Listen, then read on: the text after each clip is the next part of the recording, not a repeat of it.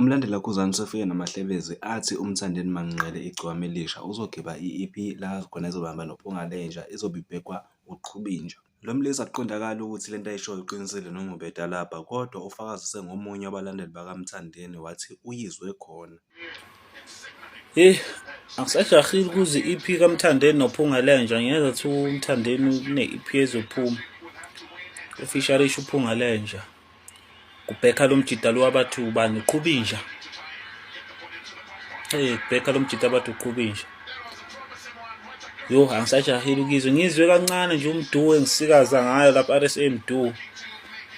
Ungafunga phela ukuthi udlula la kusonto khona abantu baseZimbabwe. Wadliwa abantu baseZimbabwe sonto beze becula.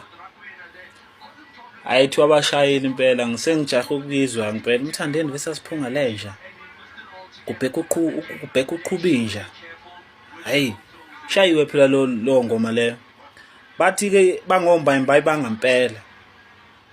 Ayishayiwe lo ngoma leyo bafethu, ishayiwe nje lo ngoma leyo obviously into emnandi nje uju lwenyosi leyo nto leyo. Ishayiwe nje straight. Mthandeni versus Phungalenja.